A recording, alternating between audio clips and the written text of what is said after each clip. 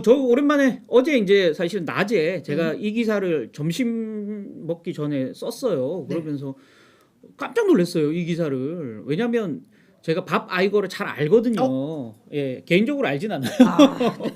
아, 워낙 유명하신 분이잖아요. 그죠. 예, 이 전설입니다. 엔터테인먼트계 전설이었고요. 그래서 이분이 갑자기 그 복귀했다라는 기사가 그것도 CEO로 그래서 깜짝 놀랐어요. 그래서 기사의 첫 제목이 뭐 아이거 is back 뭐 이렇게 이제 기사가 시작돼서 이게 뭐야 이게 그 스트레이트 기사도 아니고 좀 이상해서 근데 이제 기사는 이제 제가 모든 매체 중에 가장 먼저 썼더라고요. 왜냐면 다 점심 먹으러 간 사이에 제가 혼자서 썼는데 밥도 안 먹어 진짜. 썼는데 예. 밥 아니고 예. 밥 안 먹으니까 썼다라는 뭐. 그래요? 네, 밥 저 아이 거 아이 거 예. 네. 네, 죄송합니다. 예. 네. 돌아왔어요 드디어. 네, 네. 예. 나이가 이제 71살이거든요 벌써. 그래서 이제 은퇴하셨는데 15년 동안 사실은 이 디즈니를 이끌면서 디즈니를 왕국으로 만들었던 장본인이었고요. 그러다가 이제 본인이 직접 이제 직전 그 CEO 밥 채팩이죠. 이분도 밥이네요. 밥 채팩 그 CEO를 자기가 직접 자기 손으로 뽑아와서 그러니까. CEO로 앉혀놓고 자기는 이제 CEO직에서는 2020년도 물러났어요. 그러면서 이제 자기는 이사회 의장만 맡았던 거죠. 그러다가 이사회 의장도 2020년 2월부터 1년 10개월 정도 하다가 작년 12월에 이제 이사회 의장도 물러난 거예요. 그래서 이제 완전히 디즈니하고는 안녕하고 이제 CEO에서도 물러나고 이사회 의장도 물러나고 이제 딴 스타트업에 또 가 계셨어요. 그래서 이제 밥 아이거가 이제 완전히 디즈니하고는 손을 뗐다. 디즈니하고는 빠이빠이 했다라는 거였는데 이분이 갑자기 이사회 의장을 관둔 지 11개월 만에 다시 이제 CEO로 돌아왔다는 거죠. 예, 그래서 어제 보니까 기사 내용을 보니까 본인 선택이라기보다는 이사회에서 간절히 좀 요청을 했더라고요. 이사회 내부에서 채팩 CEO 안 되겠어. 얘 자르자. 그러면서 이제 CEO 그 사표를 1년 9개월 만에 사표 제출하라라고 요구했던 것 같고 채팩이 이제 사표를 조용히 내고 이제 떠나면서 이사회에서 2년만 맡아달라. 앞으로 2년만 딱. 그 이상은 할 필요 없다. 이분도 이제 나이가 많으니까 그렇지. 그럼 2년만 하겠다. 내가 뭐 10여 년 동안 정들었던 회사인데 내가 한번 지금 어려울 때 가서 돕겠다. 그런 투수로 이제 복귀한 거죠. 그러면서 이제 이사회가 어제 발표한 내용이 새로운 성장, 디즈니의 새로운 성장을 위한 전략적인 방향을 수립하겠다. 이 아이거와 함께 또 후임자를 발굴하는 노력을 같이 하겠다. 그래서 이제 밥 아이거 복귀해서 이사회와 함께 앞으로 2년 동안 회사가 이제 제대로 가기 위한 방향 전략을 수립하고 그걸 이제 후임자한테 맡기는 거죠. 네가 이제 이대로 해. 내가 이게 계획은 짰으니까 이사회하고 같이 이제 요 일을 하러 온 거예요. 그래서 이제 아이거가 어떤 사람이냐. 그래서 픽사, 뭐 마블, 루카스필름, 또 21세기 폭스의 엔터 부분 전부 인수했고요. 그래서 이제 지금의 디즈니 엔터테인먼트 제국을 만든 사람이고 디즈니 플러스 이 OTT 서비스 디즈니 플러스를 출범시켰던 그 주역이었다라는 거죠. 그래서 지금의 사실 우리가 디즈니 하면 생각나는 모든 것들이 이 사람이 다 만든 겁니다. 그래서 이제 그 역사. 전설이 돌아왔다. 이제 이렇게 하는 거죠. 그래서 전설의 복귀에 시장은 환호했다라는 거죠. 그래서 어제 주가 한번 보시면 최근에 뭐 주가 죽쓰는 거 아시죠? 이거 뭐 디즈니 주가 뭐 계속 빠졌었잖아요. 최근에 이제 또 넷플릭스가 부각되니까 넷플릭스 빠지는 대신에 오르는 대신에 얘는 계속 빠졌는데 간밤에 차트 그냥 위로 불끈 솟았죠. 시간 개장 전 거래소는 9% 넘게 오르다가 지금 6.3% 정도 상승해서 이제 $100 회복을 눈앞에 두고 있습니다. 뭐 시장 이렇게 그 CEO 하나 바뀌었다고.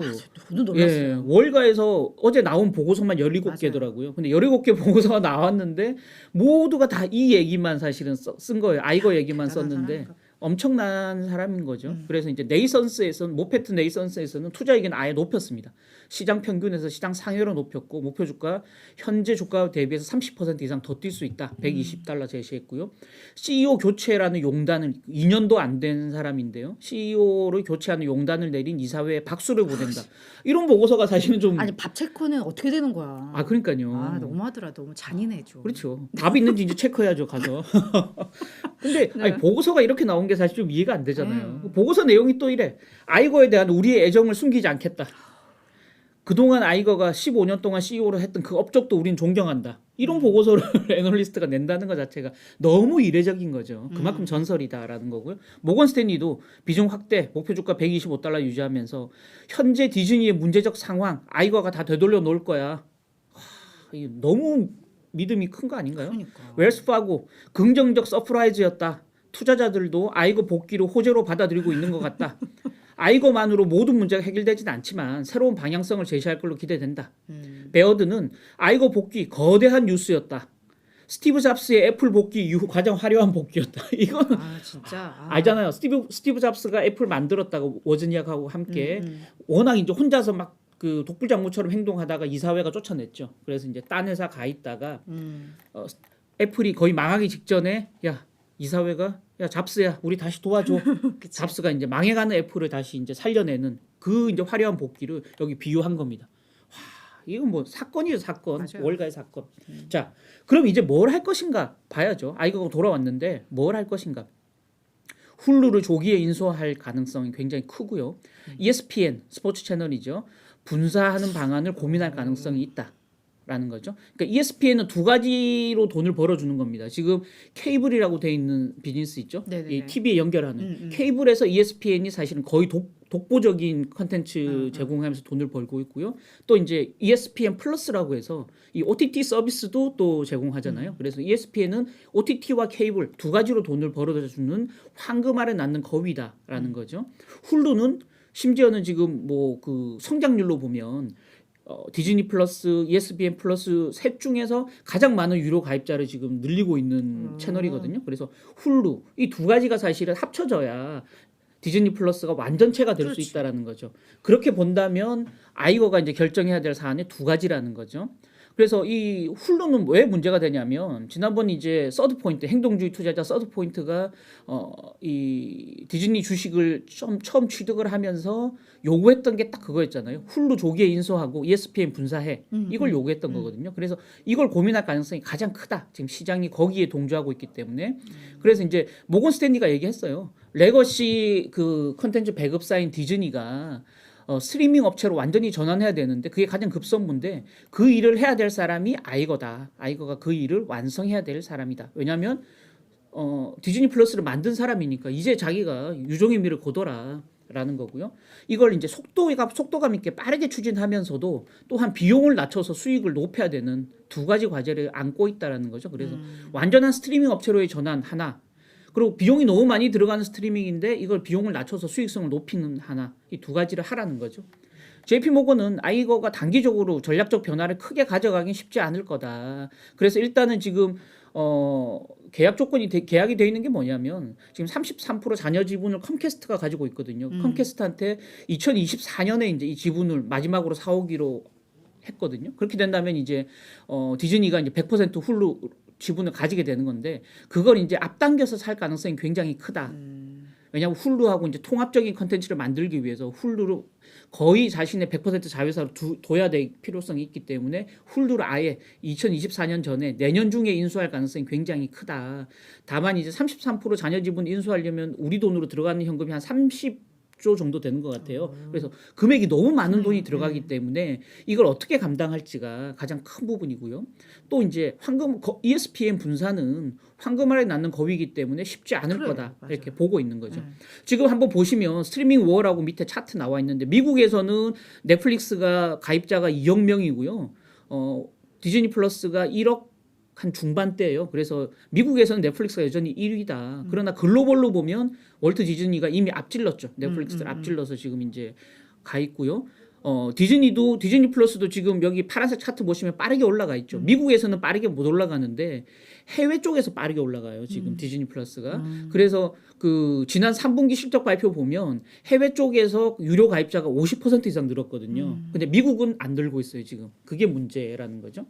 그리고 ESPN 플러스는 지금 해외 서비스가 거의 안 되고 있어요. 북미 쪽에서만 서비스 되고 있지. 그래서 디즈니 플러스의 미국 시장을 빨리 키우는 거 하나.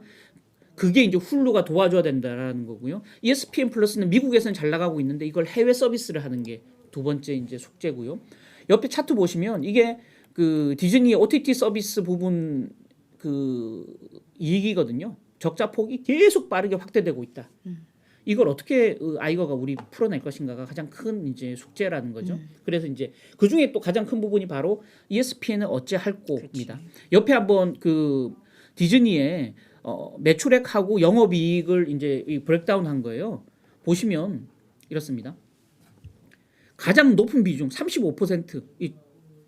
지난번에 곤색이라고 했더니 올드하다고. 나이 들어 보인다고. 예. 군청색. 예, 군청색 부분이 바로 이제 비슷해요. 비슷해요? 네이비. 예, 35로 돼 있죠. 네. 이 군청색 부분이 케이블이에요. 그러니까 유선 TV죠. 이 케이블이 35%인데 이익으로 봐도 38%니까 뭐 비슷하죠. 이거 대부분 다 ESPN이 해주고 있는 거예요. 그러니까 ESPN이 매출도 30% 가까이, 30% 이상, 이익도 30% 이상을 지금 디즈니에 벌어주고 있는 황금 아래 낳는 거위다라는 거죠. 그리고 이제 33% 오렌지색으로 되어 있는 게 테마파크입니다. 테마파크가 보십시오. 테마파크가 이제 불쌍하죠. 어찌 보면 매출은 33인데 이익은 62%를 벌어들이고 있어요.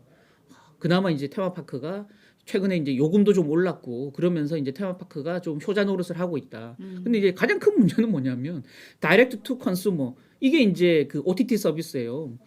매출 비중이 21%인데 적자가 나니까 이익 기여가 제로잖아요. 아니 이게 말이 돼? 매출이 21%인데 그 다음에 11%는 컨텐츠 판매하고 라이센스 판매하는 건데 이것도 11%인데 매출은 이익이 하나도 안 나. 대체 뭐 어떡하라는 얘기야. 그러니까 이걸 어떻게 풀어낼까가 지금 가장 큰 관심인 거죠. 아까 말씀드렸지만 서드 포인트가 ESPN 분사시켜라. 디즈니가 이제 사실 디즈니에서 떨어져 나가야 스포츠 배팅이나 이런 이제 수익 사업을 할 수 있는데 ESPN 아무것도 못 하고 있다. 디즈니 안에서 이제 요구하고 있는 거고요. 월간 어떻게 받는지 간밤 보고서 이제 한번 살펴볼게요. 시티그룹은 ESPN 분사에 강력하게 반대한다. 분사한다면 아마 가장 멍청한 짓이 될 것이다. 이렇게 이제 보고서를 냈고요. 그 디즈니가 해외 스트림 부분 강화해야 되는데 지금 디즈니 ESPN 플러스는 이제 주로 미국에서만 미국 캐나다에서만 서비스를 하는데 이걸 이제 해외 서비스를 하게 되면 해외 스트리밍 강화에 엄청 힘이 될 텐데 ESPN을 만약에 버린다?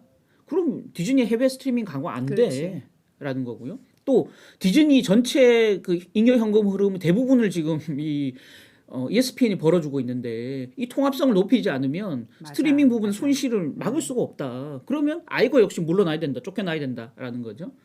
스포츠 경기 판권이 굉장히 높은데 이걸 이제 소비자층을 더 넓혀야 이익이 될 텐데 그걸 지금 미국에서만 하고 있으니까 거의 못 하고 있는데 해외 쪽으로 넓혀야 된다. 그렇게 본다면 ESPN 분사가 답이 아니다라고 보고 있는 거고요.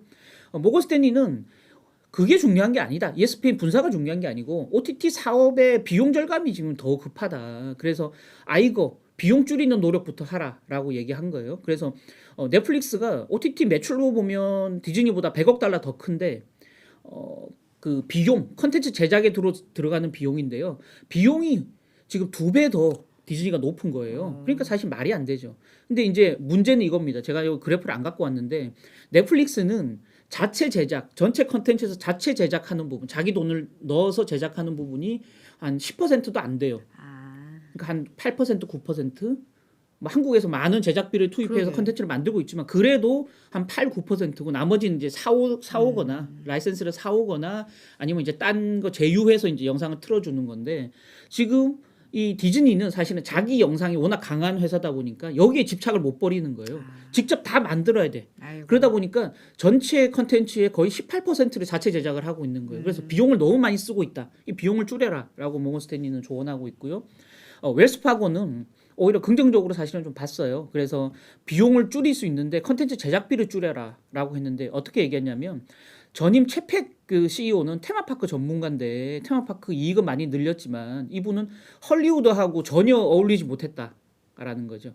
헐리우드 왜냐하면 OTT 서비스의 명가가 되려면 헐리우드하고 친해져야 되는데 헐리우드하고 어울리지 못해서 불화를 오히려 일으켰다라는 거죠. 아이거는 반대로 컨텐츠 구루다 보니까 헐리우드 컨텐츠 강화에 최적화된 인물이다. 그래서 프랜차이즈 IP뿐만이 아니고 기타 컨텐츠를 수급하는데 이 사람이 확장성을 높여줄 수 있는 적임자이기 때문에 할리우드를 통해서 싼 값에 컨텐츠 직접 제작을 줄이는 대신에 싼 값의 컨텐츠를 갖고 오는데 노력하라라고 얘기를 한 거예요. 그래서 결국 ESPN을 통합하고 컨텐츠를 경쟁력을 확보하고 비용을 낮춰서 OTT 서비스 명가로 거듭나라라고 이제 조언을 하고 있는 겁니다. 과연 이 일을 2년이라는 짧은 시간 내에 아이가가 해낼 수 있을지 우리는 계속 지켜봐야 관건이다. 되겠고요. 뉴스가 나오는 대로 계속 팔로우해서 여러분들께 전달드리겠습니다. 네. 저는 사실 어제 뭐 CEO 얘기 이제 저도 보고 나서 그냥 CEO 교체됐나 보다. 의뢰이 많잖아요. 기업들에서 그냥 그런가 보다 하고 봤는데 봤더니 모든 게 다 헤드라인이 그거고 사실 월가 이슈 이것 빼면은 뭐가 없었잖아요. 그래서 뭐 오늘 아침에 봤는데 월스트리트저널, 뉴욕타임스 일면 톱이에요. 다 그러니까 이거. 그래서 이 사람이 진짜 대단한 사람인가 보다 하면서 예. 그럴 거면 왜 나갔다가 중간에 잠깐 2년 꼈던 밥채권만 이상하게 만들어놨을까라는 아쉬움도 그렇죠, 좀 그렇죠. 있고 되게 어려운 시기에 네 그래서 저희는 또 이 약자에 대해서도 또 애썼다 뭐 이렇게 또 그렇죠. 네, 했으면 좋겠는데 아무튼 좀 기대는 됩니다.